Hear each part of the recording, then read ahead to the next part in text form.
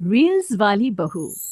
प्रज्ञा को रील्स बनाने का बड़ा ही क्रेज है और वो दिन भर रील्स बनाती रहती है। खाते पीते घूमते फिरते घर में कॉलेज में रील्स बनाने के कारण प्रज्ञा पूरे कॉलेज में हाईलाइटेड है। जहां उसकी रील्स सभी को पसंद आते हैं, वहीं मनीषा चिंता में डूबी रहती है। एक रोज जब खाते हुए प्रज्ञा रील्स बना रही होती है, तब मनीषा कहती है, एक मिनट भी चैन नहीं है इस लड़की को। ये नहीं कि खाना तो आराम से खा ले, लेकिन नहीं, अरे थोड़ी देर रील्स नहीं बनाओगी तो आसमान नहीं टूट पड़ेगा।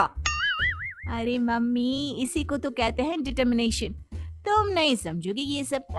हे भगवान, इस लड़की को सद्बुद्धि दे।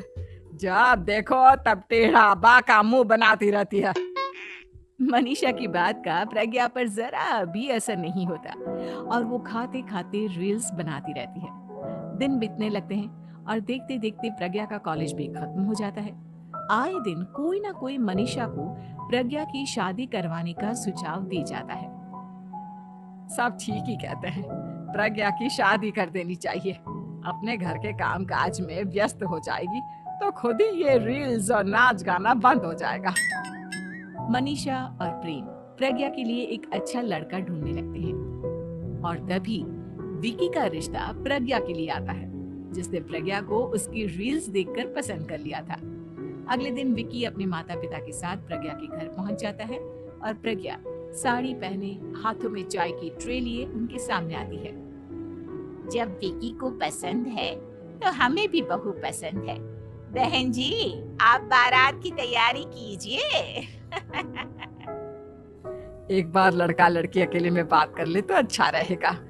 हाँ हाँ, क्यों नहीं। मनीषा विकी को प्रज्ञा के कमरे में भेजती है, जहां प्रज्ञा पहले से ही रील्स बना रही होती है।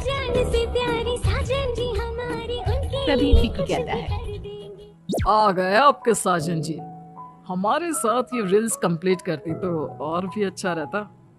अच्छा जी, अब आ ही गए हैं तो बना ही लेती हूँ आपके साथ। दोनों मिलकर रील्स बनाते हैं। जब भी मीट और तुरंत पोस्ट भी कर देते हैं। फिर विकी कहता है, जब आप साड़ी में चाय लेकर आई तब मुझे लगा कि कहीं मैं गलत घर में तो नहीं आ गया। अब सही है। दोनों की शादी पक्की हो जाती है और शादी के दिन भी प्रज्ञा रील्स बनाने से चूकती नहीं। यहाँ तक कि बारात के समय भी नाचते हुए रील्स बनाती है। सभी लोग प्रज्ञा की तारीफ के पुल बांध देते हैं और प्रज्ञा नाचती गाती अपने ससुराल चली जाती है। सब कुछ अच्छा चल रहा होता है। प्रज्ञा यहाँ भी दिन भर हर चीज की रील्स बनाती रहती है। लेकिन कुछ दिनों के बाद जब सुनीता कहती है, बहू, ये रील्स के साथ साथ कुछ काम भी कर लिया करो। वैसे तुझे और क्या क्या बनाना आता है? मम्मी जी, वैसे तो सब कहते हैं कि मैं सब कुछ अच्छा बनाती हूँ, लेकिन मुझे लगता है कि मैं मैगी अच्छा बना लेती हूँ। हाँ, कॉफी भी अच्छा बना लेती हूँ और मुंह तो सबसे अच्छा बना लेती हूँ। हैं? अच्छा अच्छा। सुनीता अपना माथा पकड़ लेती है और कहती है, बहू, कुछ खाना बनाना भी सीख लेती। मम्मी जी, मैं लंबी प्लानिंग कर रही हूँ। जल्दी ही मैं इतनी फेमस हो जाऊंगी कि मुझे पैसे मिलने लगेंगे। हम दोनों सास बहू राज करेंगे, राज। नौकर काम करेंगी और लोगों की तो लाइन लगेगी हमसे मिलने के लिए। तेरा दिमाग खराब हो गया है क्या बहू? हंसी मजाक तक ठीक है, लेकिन इस तरह घर नहीं चलते। जितना जल्दी हो इस घर के तौर तरीकों को सीख लो। प्रज्ञा मुंह घुमाकर चली जाती है और तुरंत उसी वक्त एक रील बनाती है। ये देख सुनीता का गुस्सा 7वें आसमान पर चला जाता है और विकी के घर आती ही सुनीता उसे सब कुछ बताती है। विकी भी अब प्रज्ञा की इन हरकतों से परेशान हो जाता है। तुम टेंशन मत लो मम्मा, मैं देख लूंगा। विकी कमरे में जाता है तो देखता है कि प्रज्ञा रील्स बना रही है। विकी बड़े ही प्यार से प्रज्ञा से कहता है, प्रज्ञा, इन सब के लिए मैं तुम्हें मना नहीं कर रहा हूँ, लेकिन फिर भी हर वक्त तो ये अच्छा नहीं लगता ना। समझने की कोशिश करो, मुझे भी तुम्हारा थोड़ा वक्त चाहिए। मैं जब ऑफिस से आता हूँ तो मुझे समय देने की जगह इसी में लगी रहती है। तुम ज्यादा ही सोच रहे हो। तुम भी मेरे साथ रील्स बनाओ ना, तुम्हें भी बहुत अच्छा लगेगा। तुम्हें इज्जत से कोई बात समझ में नहीं आती क्या? दिमाग खराब हो गया है तुम्हारा इस चकाचौंध से। अगर तुमने अपना रवैया नहीं बदला तो मैं तुमसे दूर चला जाऊंगा। तुम ही रिश्ता लेकर आए थे, मुझे लड़कों की कमी नहीं थी और ना आज है। विकी दरवाजा पटक कर चला जाता है। धीरे धीरे विकी प्रज्ञा से दूर होता जाता है। एक रोज मनीषा प्रज्ञा के ससुराल उससे मिलने जाती है। तब सुनीता उससे कहती है, बहन जी, अब आई हैं तो कुछ दिन यहाँ रहकर जाइएगा, आप ही का घर है। हाँ मम्मी, बहुत दिन हो गए तुम्हारे साथ एक भी रील नहीं बनाई मैंने। प्रज्ञा तुरंत अपने फोन में रील्स ऑन कर लेती है। ये सब मुझसे नहीं होगा। तेरा ये भूत अभी तक नहीं उतरा क्या? बहन जी, आप कुछ कहती नहीं क्या इसे?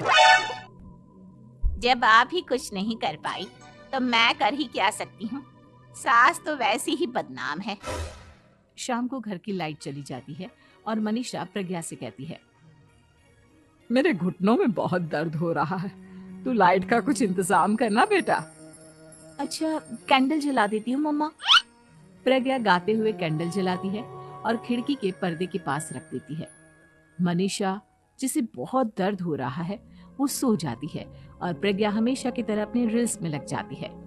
उधर कैंडल की वजह से पर्दा आग पकड़ लेता है और मनीषा के कमरे में आग लग जाती है। बचाओ, कोई है, बचाओ। सभी भागते हैं और विकी कमरे की आग बुझाने में लग जाता है, लेकिन तब तक मनीषा आधी जल चुकी थी। मनीषा की हालत देख प्रज्ञा रोने लगती है। विकी मनीषा को तुरंत हॉस्पिटल ले जाता है और उसे एडमिट कराता है।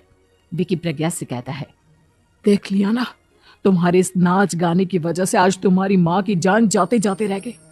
अब पता नहीं तुम और क्या चाहती हो। उधर डॉक्टर कहते हैं, इनकी हालत बहुत नाजुक है, आधे से ज्यादा जल चुकी है।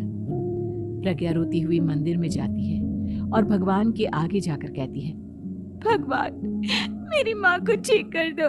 मैं कसम खाती हूँ, हाथ से ये रील्स बनाना छोड़ दूंगी, बस मुझे मेरी माँ वापस मिल जाए। 2 दिन बीत जाते हैं और मनीषा खतरे से बाहर आ जाती है। पेशेंट अब ठीक है, आप लोग उनसे मिल सकते हो। सब कोई मनीषा से मिलता है और प्रज्ञा सबके सामने अपना फोन तोड़ देती है। मुझे माफ कर दो मम्मा, मैंने तुम लोगों की बातों को नजरअंदाज किया। बेटा, कोई भी चीज जरूरत से ज्यादा खराब है।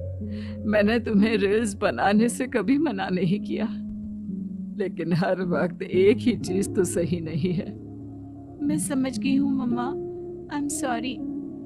प्रज्ञा उस दिन से रील्स बनाना छोड़ देती है और पूरी तरह से अपने घर में लग जाती है।